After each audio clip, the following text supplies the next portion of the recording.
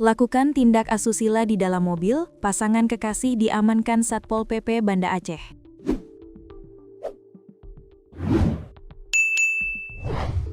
Pasangan kekasih berinisial PR 22, warga Kabupaten Pidi, dan LH 25, warga Kabupaten Pidi Jaya, diamankan oleh personil Satuan Polisi Pamong Praja dan Wilayatul Hisbah atau Satpol PP dan WH Kota Banda Aceh.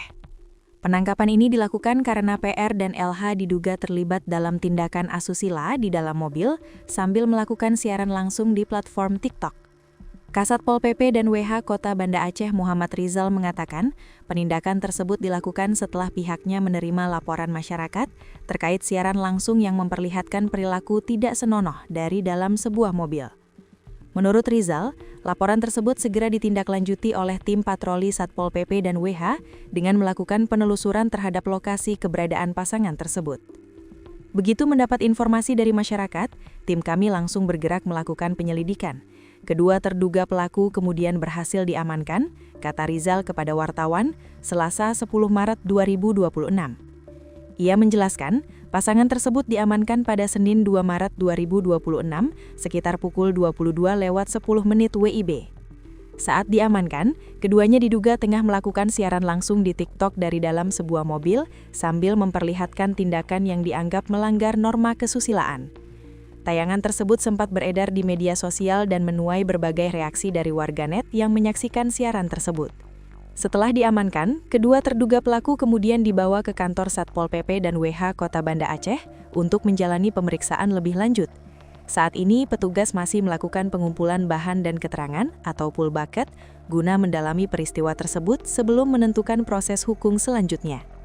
Rizal menyebutkan, perbuatan yang dilakukan pasangan tersebut diduga melanggar ketentuan Pasal 25 Ayat 1, Jungto Pasal 28 Ayat 1 Konun Aceh Nomor 12 Tahun 2025, yang merupakan perubahan atas Konun Aceh Nomor 6 Tahun 2014 tentang hukum jinayat. Ia menegaskan bahwa penegakan konun tersebut merupakan bagian dari upaya menjaga ketertiban dan pelaksanaan syariat Islam di wilayah Kota Banda Aceh. Selain itu, Rizal juga mengungkapkan keprihatinannya karena tindakan tersebut terjadi pada bulan suci Ramadan saat masyarakat tengah menjalankan ibadah puasa.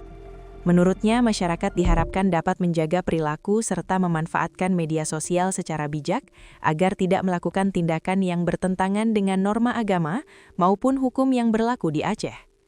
Kami berharap kejadian seperti ini tidak terulang kembali. Perlu kesadaran bersama, baik dari individu, keluarga maupun lingkungan untuk menjaga nilai-nilai yang berlaku di masyarakat, ujarnya.